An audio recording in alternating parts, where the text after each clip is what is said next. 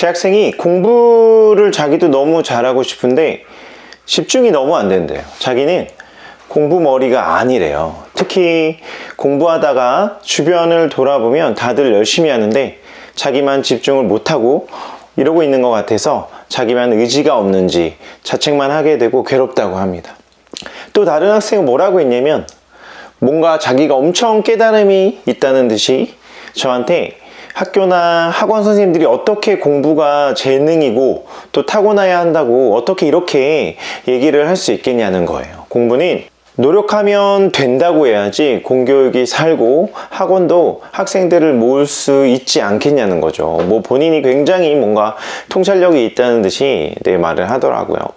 제가 많이 부족하지만 제가 자부심을 가지고 있는 게 하나가 있어요. 15년이 넘는 기간 동안 1대1로만 수업을 해왔고, 그리고 제 관심은 성적이 보통 평균 이하의 학생들이었고, 이 학생들의 습관과 태도가 바뀌고 또 학습에 몰입할 수 있도록 돕는 코칭이거든요. 그리고 오랜 시간 동안 이것만 연구해왔고 또 가장 가까운 곳에서 수십 명의 학생들이 최하위권에서 최상위권으로 가는 과정을 함께 했습니다. 그러면 제가 재능과 노력이 대학 입시에 미치는 영향력 정도는 학생들이 하는 말이나 떠도는 말보다는 저의 목소리가 좀 더 신뢰가 있지 않을까 생각을 합니다. 제 모든 경험과 그리고 데이터, 또 제가 스스로 학습한 것들을 근거로 이 부분에 대한 명확한 답을 드려보도록 하겠습니다. 끝까지 조금만 귀를 기울여 주시고 한번 판단을 해 주시길 바라겠습니다. 제가 지금까지 수백 명의 학생들을 봤던 이 경험만으로는 아무래도 제 경험만 속하다 보니까 신뢰성이 좀 결여될 수 있잖아요. 제가 정말 사랑하는 책 1만 시간의 재발견 이라는 책을 가지고 제 사례와 함께 같이 말씀드려 보도록 하겠습니다. 우선 본론에 들어가기 전에요, 이제 학생들이 가끔씩 어떤 공부를 하기 싫다 보니까 저에게 와서 뭐 공부는 재능이다, 타고나야 된다, 뭐 해도 안 된다, 이런 얘기를 하면요, 가장 먼저 해주는 얘기가 있어요. 뭐냐면 계속 어떤 그 재능에 타고나야 된다 이런 생각에 머물러 있으면요, 뭘 해도 안 된다는 거예요. 생각을 한번 해볼게요. 이런 생각을 갖고 있으면 어떤 일을 시작할 때 초반에 스스로가 판단하기에 어떤 이 일에 대한 재미가 없거나 그리고 탁월함을 드러내지 못하면 어떻게 될까요? 난 재능이 없다고 쉽게 판단하게 되고 또 회피하게 되고 포기하게 됩니다. 나에게 재능이 있는 일이 뭔지 그것만 찾아나두게 되죠. 그런데 조금만 관심을 가지고 책이나 다른 매체들을 통해 어떤 분야의 전문가들이 된 사람들의 어떤 목소리에 한번 귀를 기울여 보세요. 대부분 어떤 분야의 그 탁월함과 전문성을 드러내려면 임계점이라는 걸 돌파를 해야 되고요, 고통을 통과하는 과정이 분명히 있어야 돼요. 재미와 흥미만으로는 이룰 수 없다는 얘기, 꼭 이 사실을 명심했으면 좋겠고, 다시 본론으로 돌아가서 책 저자인 플로리다 주립대학의 교수셨던 에릭슨 박사님은 평생의 관심이 최고의 전문가가 되려면 무엇이 필요한가에 빠져 있었어요. 그래서 보통 사람들이 학습 능력보다 더 재능이 필요한 영역이라고 생각하는 음악 분야에, 또 음악 분야 중에서 바이올린 연주가들을 대상으로 연구를 시작합니다. 베를린 종합예술학교 바이올린 전공자들을 음대 교수와 함께 세 그룹으로 나눕니다. 세 그룹으로 나누는데요, 세 가지 그룹으로 나누는데, 첫 번째 그룹 세계적인 바이올리니스트가 될 10명의 학생들을 선출하고요. 두 번째 그룹은 또 10명을 선발을 하는데 프로나 직업으로서 성공할 가능성이 있는 그룹. 그 다음에 마지막 세 번째 그룹은 또 10명을 선별하는데 이 두 그룹보다는 부족한, 가장 실력이 부족한 그룹을 선별을 하게 됩니다. 또 세계적인 수준의 어떤 교향악단, 바이올린 연주자들도 10명, 교향악단에 10명도 선별하게 됩니다. 그리고 아주 상세한 인터뷰를 진행했습니다. 언제 처음 시작했는지, 연습 시간은 얼마나 되는지 등등, 그리고 놀라운 결과를 발표하게 됩니다. 우선 세 그룹 모두 공통적으로 나온 답변이 모두 실력 향상에 있어 가장 중요한 요소는 혼자 하는 연습 시간이라고 말했습니다. 제가 학습에 있어서도 제일 강조하는 부분이죠. 공부도 역시 혼자서 뇌를 괴롭히고 자극하면서 생각의 깊이로 들어가고 끙끙대며 공부를 해야 그것들이 내 것이 되고 뇌의 어떤 가속성에 의해서 더 사고가 깊어지고 소위 말하는 똑똑해진다고 제가 계속해서 강조하고 얘기하는 것처럼 똑같이 바이올린 연주자들도 혼자 연습하는 시간이 가장 실력 향상에 있어 도움이 됐다고 공통적으로 답변을 했습니다. 또 공통되는 답변은 잠을 자는 것을 중요하게 생각했다는 거예요. 뭐 당연히 잠을 못 자면 다음날에 지장이 생기다 보니까 잠을 자는 것을 공통적으로 중요하게 생각했고요. 그리고 마지막으로 세 그룹 모두 음악 듣기를 제외하고 모든 연습에서 재미를 느끼지 못했다고 합니다. 자, 다시 한번 말할게요.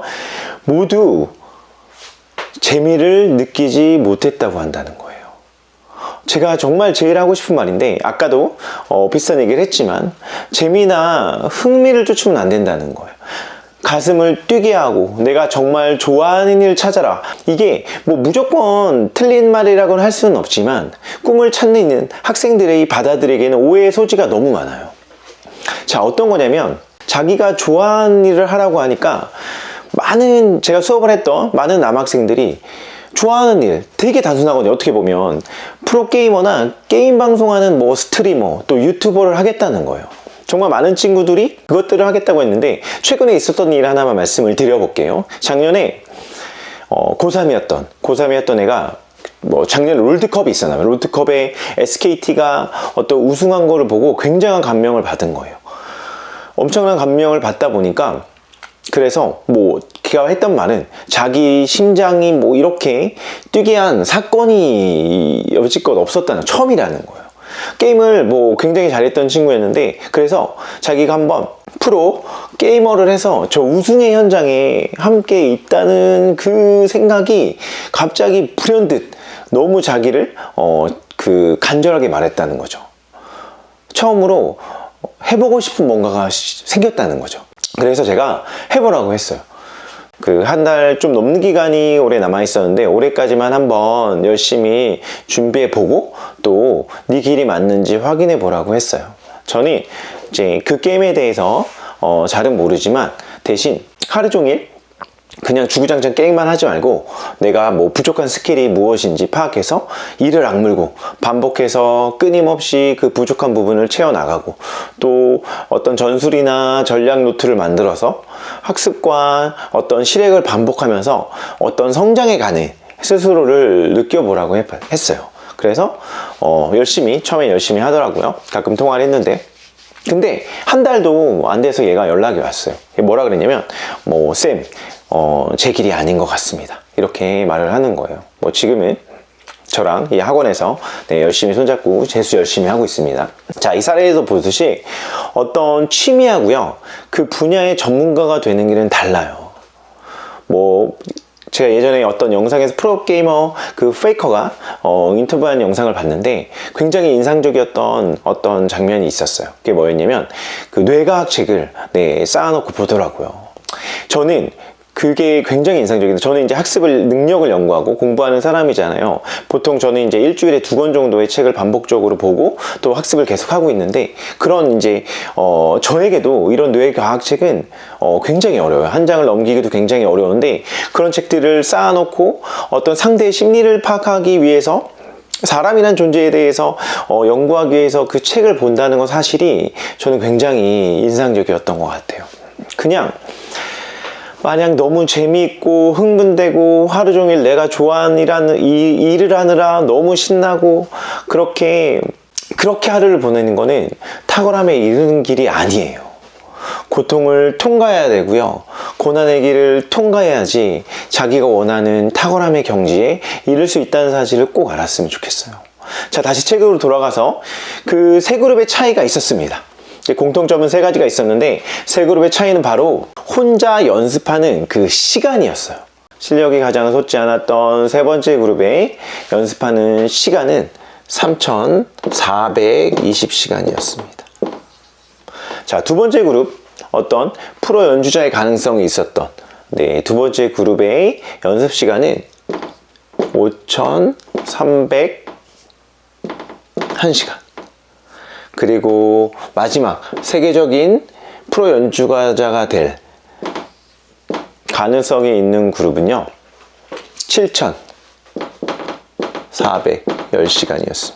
그리고 마지막으로 우리 교향악단, 현재 최고 수준의 독일 교향악단의 바이올리니스트 연주자들은 18세 전까지 평균 7,336시간이었습니다. 자, 이 연구에서 내린 결론은 뭐냐면요, 자, 두 가지가 있습니다.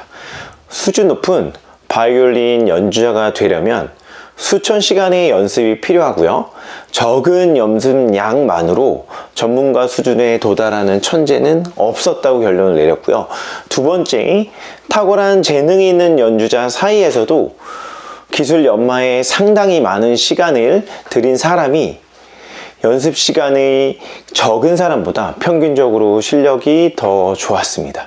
연구는 음악에서 멈추지 않았고요. 무용, 운동, 체스, 게임 등 여러 분야에서도 노력하는 시간이 그룹의 실력에 따른 등급을 나누는 데 결정적인 역할을 했습니다. 연습 시간이 실력과 탁월함의 절대적인 기준이 되었다는 거예요. 평생 노력을 연구해온 에릭센 박사님은 마지막에 책에 이렇게 결론을 내렸습니다. 지금까지 다양한 분야에서 진행된 여러 연구 결과를 보면 엄청난 시간을 투자하지 않고 비범한 능력을 개발한 사람은 없다고 결론을 내려도 무방하다. 진지한 과학자치고 이런 결론에 의문을 제기한 사람은 내가 아는 한 없다. 이렇게 결론을 내렸습니다. 여러분, 과학자도 여기에 의문을 제기한 사람은 없다고 합니다. 자, 저는 다른 분야는 모르죠.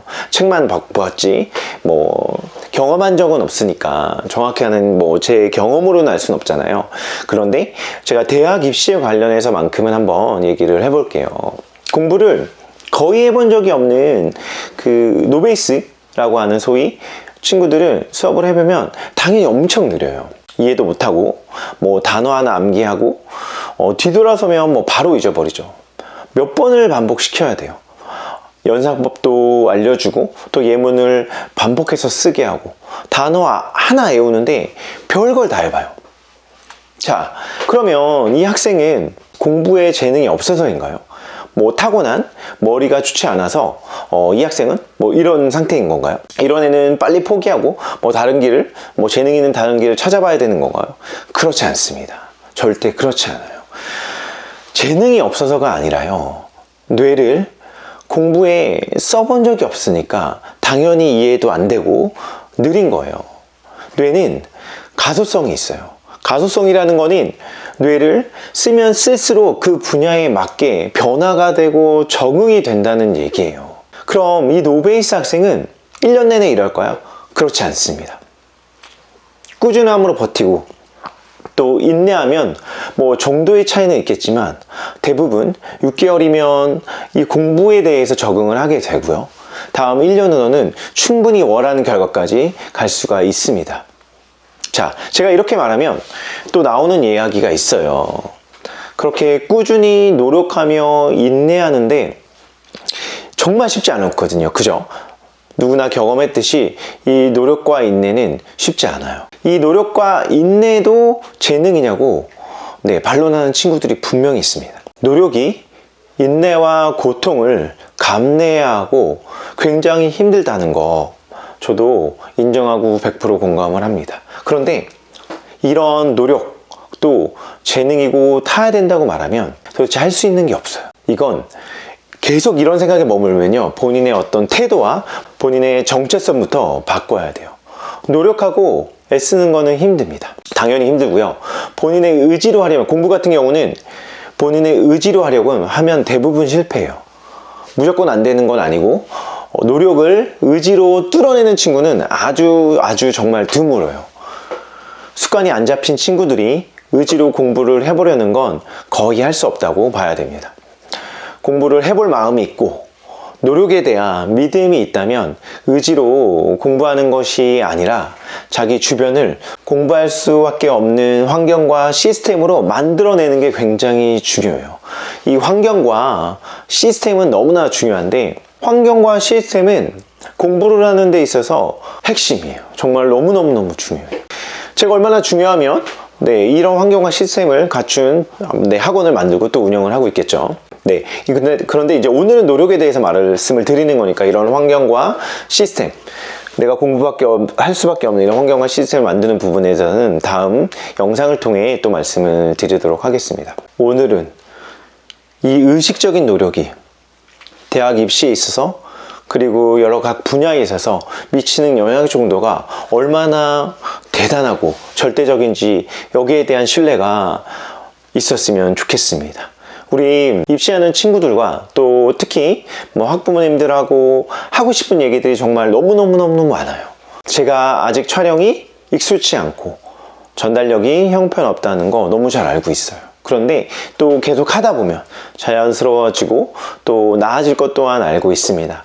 전 10년이 넘는 기간 동안 일주일에 반복적으로 2권 이상의 책을 읽어가며 또 수업의 현장에서 적용하고 또 고쳐가며 그렇게 아이들을 만나왔고요. 코칭을 해왔습니다.